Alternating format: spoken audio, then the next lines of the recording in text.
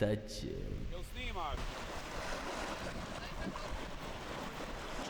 Ne, on ima fora, čekaj.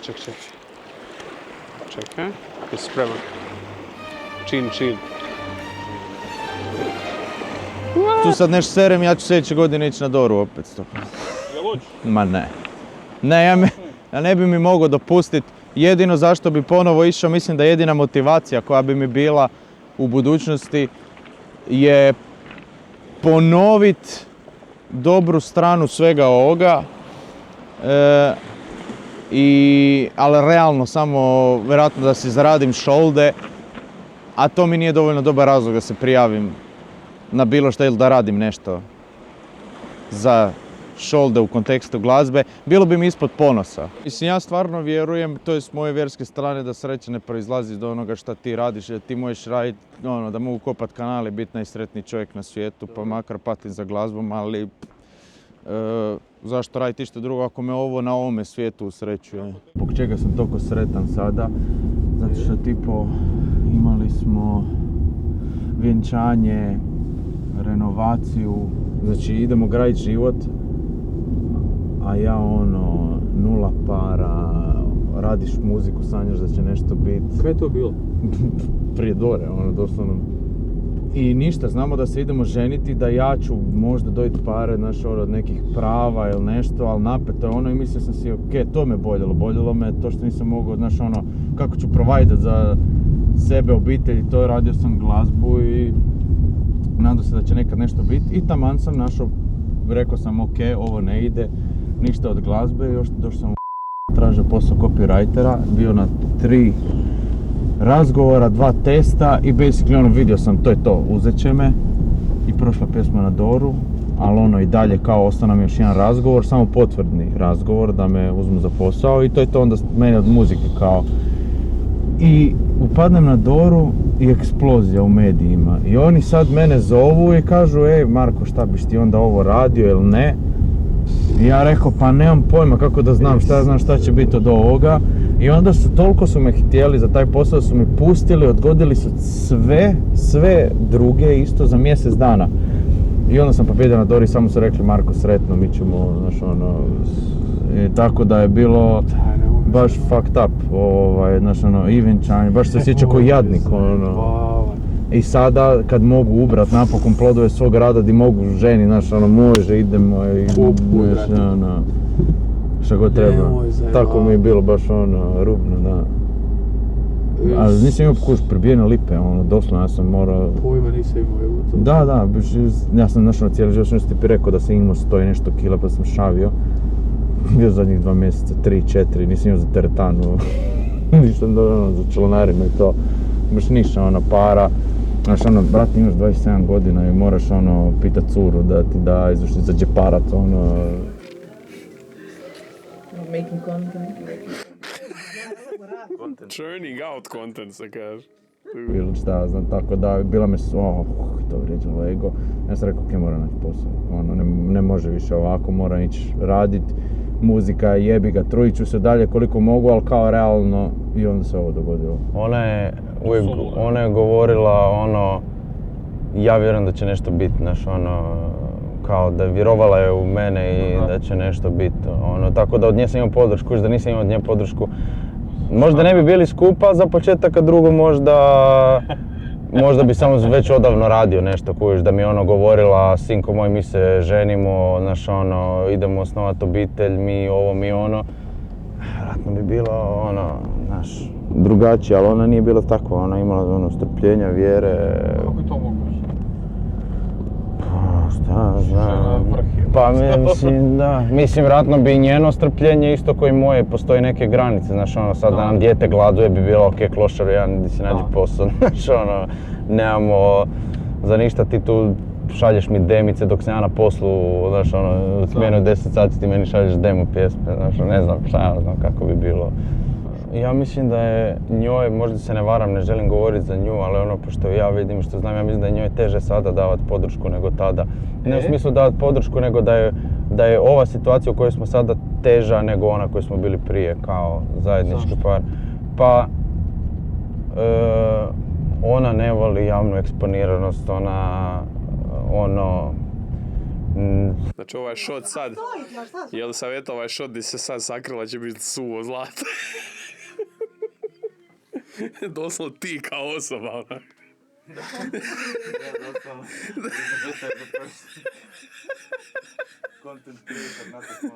Hoće li izaći? Neće.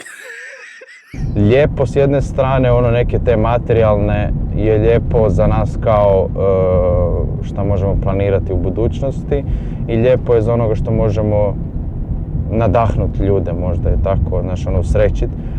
Ali što se tiče stresa, ovo je puno stresnije nego što je prije bilo.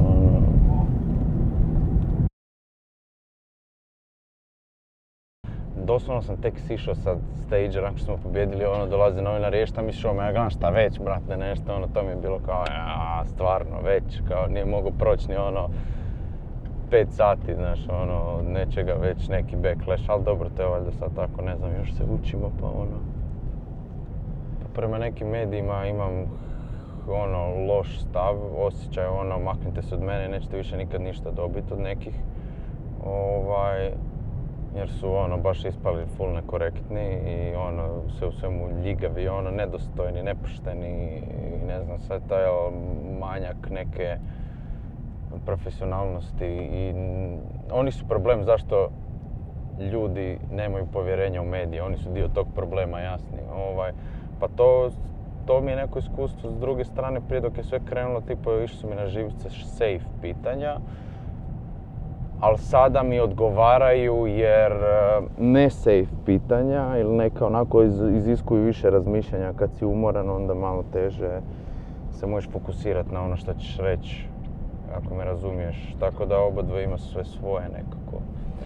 I zna biti naporno, ali mozak ko da isključiš u tom trenutku, ja mogu to napraviti. I onda me duševno ne ubija ni ništa, samo ono znaš ono, pa nekad kažem neku drugu riječ i onda sam mislim, vidi kako si to sad drugačije poredao, ne ovo. Znaš ono, meni tako mozak ide, znaš ono. Ful me živcira tipo, čao, može izjava, da, može, sjedimo, dajem izjavu, dali smo izjavu i sad dolazi Elizabeta u tom trenutku, ja sa novinarkom. Izlazimo ispred hotela i ono, niš pričamo, znaš, ono, ko čovjek s čovjekom, završio je dio i poslije sve što smo rekli samo objavili to, ono, znaš, ono, tipo, kao di ćete vi sada, pa ništa, evo, idemo, znaš, ono, do grada u second hand, znaš, ono, šta ti, pa ništa, ja idem nazad do ureda, znaš, ono, casual conversation i poslije taj casual conversation izađe van. Ja kad razumijem potrebu za clickbaitom i potrebu za, ono, da eye catching, da bude, ti si radio ono što je meni tada još bilo, nismo se poznavali i nije mi to bilo milo, ali me nasmijao onaj što stavio sliku mene ko lopova sa laptopom u ruci, ono bježim kuš. To je smiješno i clickbaitable i naslov je neki bio što se to još krije. Baby lazanja je nešto, što se to još krije, ne znam šta. I uglavnom, kužim to. Baby lazanja je posudio ključne dijelove pjesme, šta se to kužiš. Ali ti si sve što si poslije rekao u članku, bilo je istinito, bilo je točno, bilo je konkretno, bilo je Ali imaš onda situaciju, doslovno, I shit you not. Lazanju udarila Slava u glavu, izjurio s intervjua. Dobro, otvoriš članak, doslovno, I shit you not. Pričali smo sa Baby lazanjom, činio se skroman momak kojeg Slava nije udarila u glavu, normalan lik kojeg je PR morao povući sa intervjua. Onda ista situacija, samo sa više privatnom stvari, znaš ono tipo radim kuću pa su rekli lokaciju, ja sam njoj to rekao zašto je ona od tamo, kužiš. Ona je od tamo, ja sam rekao, pa da, ja sad tamo, znaš ono, ću se preseliti, radimo hižu, ono, izađe to u medijima, znači, ono, disgusting. To mi je baš ono, tu sam se razočarao i razočarao sam se što kužim, ali mi je isto ljigavo. Kad su izašli fanovi Paina, da su me napali, znači ja sam tad bio virgin u medijima, u smislu, nisam imao baš iskustvo i oni mene zovu. Bog, ovdje iz pa nama su fanovi poslali, pa ono je isto, pa šta ako te diskvalificiraju sad sa Dore, a šta ako prođeš na Eurosong i tamo te diskvalificiraju, znači ona glumi da mene nabrije i uspjevaju jer ja nemam iskustva, ono gledam šta sad brate, znaš ono uplašeno odgovaram i onda poslije poslušam tu pjesmu i mislim daj ajde fuck off, za čega me, znaš ono, nema me nervirat, ono basic ass refreni, šta žiciraš. Ali kužim šta rade, žele izvući neku ono reakciju i ne znam ja šta i onda tako, uglavnom sve te neke igrice, onda masu, ja ne mogu opisati koliko tu ega ima, to mi je ono tako fascinantno, koliko su uvrijedljivi. Znaš ono, tipo, ne, sorry, ne mogu u utorak na intervju, može li srijeda, četvrtak, petak, hvala, sretno. Sorry. Služi to, evo. Da, više puta to. I uglavnom, ali s druge... Se jave onda kasnije ili? Pa bili su se javili jer baš nisu imali izbora. To je bilo na početku, znaš ono Dore, onda kad je pobjedilo pa se javili kojiš i onda... Ali do tada nisam, da. Hot topic, koliko kasnije. Da.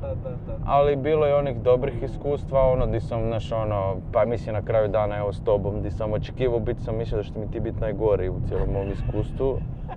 Na kraju ispada da ti, evo, došli si kod mene u stan, basically.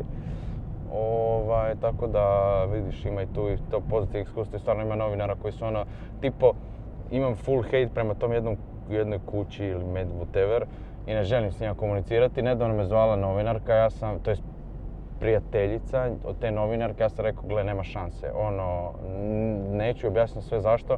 Kad je ta novinarka čula, samo rekla, totalno te razumijem, nema problema, ja pokušavam utjecati na to koliko mogu, ali kao, znaš, ne želim pisati i izazivati drame ili nešto, nego htjela napraviti neki dubinski intervju. I baš je bilo ono totally understanding, kao totalno razumijem čemu pričaš, no hard feelings, razumijem i kao taj medij si na taj način i pucao sam u nogu, zato što se često događaju te situacije da se zarate sa pišu gluposti, mislim, šta ne znam, tako da ima fair ljudi, ima poštenih ljudi, ima ljudi koji to ono žele ne možda dovesti na novu razinu ili raditi nešto plemenito, ali dovoljno korektni biti prema... Tako su neka iskustva moja. Ne želim paintat sliku,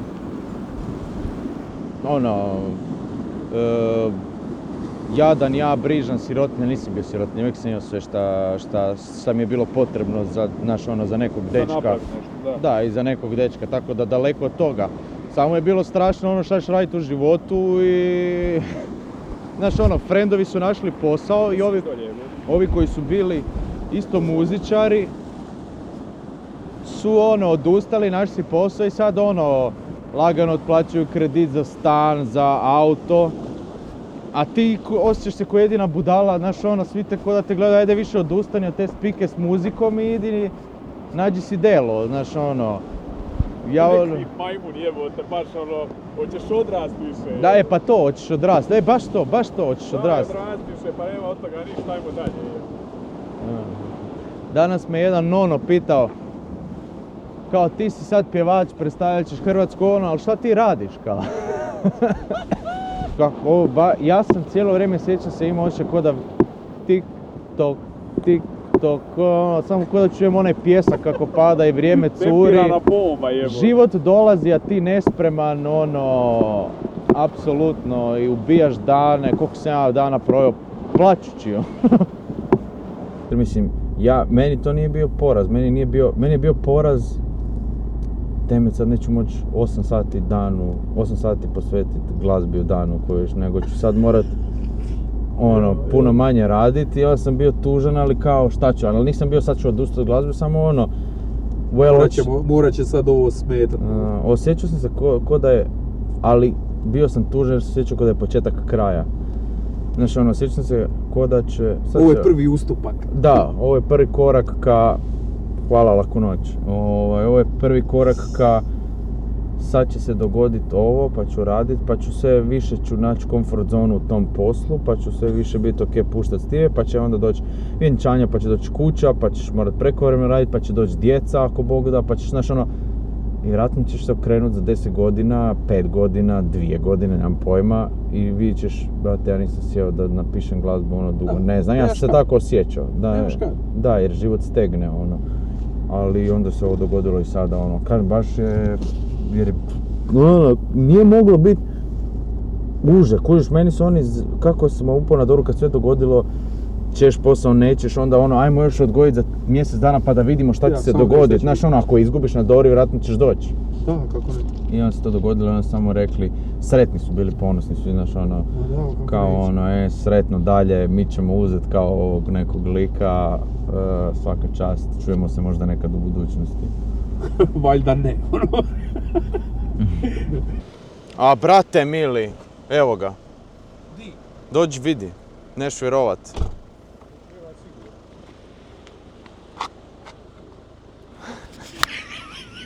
Uzmi to govno, nemoj da mi ga samo ovako zakači, ja ne vjerujem. Brate mili. A Bože mi oprosti. Čekaj. Nemoš vjerovat. Ne može opet, ćemo ovako. No, fali mi još samo taj moment na albumu, nekako čini mi se. Volio bi još raširiti album i hoću ga raširiti jer tipo... Kako?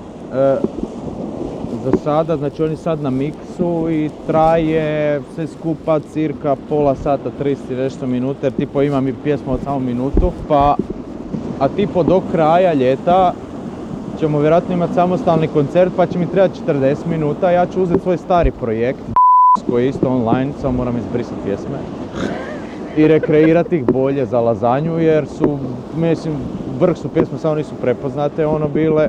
Mislim, ne na ovoj razini, ovo ovako lokalno jesu. Pa ću samo njih još uzet.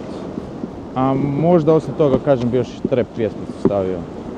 Danas, među glazbenicima i ovisno istog gdje, da ima toliko ega, da se svi ono mrze, da su svi se jedni drugome natjecatelji, čega nisam ni ja lišen u potpunosti. In Flamesi su pričali da su se oni vani tukli sa ekipom koja je kenjala po bodomima, po Children of Bodomu, kužiš, da su si posuđivali, govorili su, onda je ovaj iz Extrema, oni su iz istočne Njemačke, objašnjavali su tu neimaštinu i rekli su nas je bilo 10 bendova tamo, mi smo jedni drugim posuđivali gitare, znaš pričali su o tome, ko da je bila takva zajednica, ali to je kada neimaština dođe i onda svi podržavaju jedni druge. Jer moraš. Da, i uglavnom pričali su cijelo vrijeme o tome, a ja imam osjećaj da danas svi brate mili kako se mi hejtamo, mislim, ne znam. Ja volim drugima pustiti da rade prlji posao, zato volim Krešu, kada treba nešto otkantat, rađe dam njemu, kojiš ja ne volim otkantavati to. Ali s njima sam znao da nema druge i da ja moram biti taj jer neće to Kreša napraviti jer njega neće slušati, neće nikog slušati osim ako ja ne zarežim pa sam znao da moram biti to i onda okej, uzmeš tu ulogu i radiš. Da, mene bi jelo to da sam popuštao previše ili da sam, ne znam, radio ono šta ne vjerujem i to me ono ubija. Pa baš se nedavno imao sa prijateljem, on meni ne vjeruje da ja ne bi svirao za 5 milijuna eura na nekoj, da ne bi javno podržao neku političku opciju s kojoj se ne slažem za 5 milijuna eura. I ne vjeruje mi, mislim kuži zašto ne vjeruje, ali ja mislim da on bipa da samo projecira on na mene, kužiš. I onda je on rekao, oprostiš sebi nakon nekog vremena, misliš da oprostiš, ali jedno kako bi se oprostio da tih 5 milijuna eura vratim ili dam mu neke, znaš ono.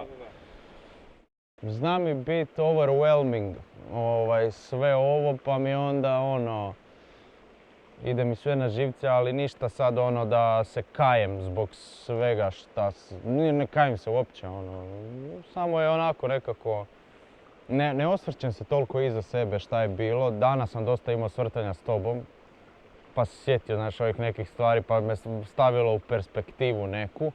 Ali ne osvrćem se nešto previše, plus nemam ni vremena sada, stvarno, danas sam rekao da nismo imali ovo snimanje, ovo bi mi bio prvi slobodan dan od Dore, prvi dan gdje nisam niš trebao raditi za, prvi dan bi mi bio. Jer samo od jedne stvari do druge, doslovno nismo imali slobodan, doslovno, Jel te ispunjava to? Pa, u jednu ruku ispunjava, u drugu ruku, ispunjava me, osjećam se sretan. Osjećam se sretni barem, kažem, ovo prije što smo pričali, budućnost je bila ogromna briga, baš bolna briga i sada je malo sigurnija pa je to me puno tješi. Dok mozak ne stvori neki drugi problem. Baš te zanima šta će biti. Da. Jesmo. Sad otiše taj uva. Bye.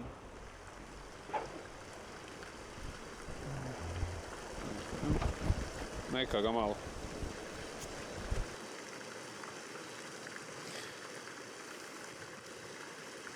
Dok auto prođe.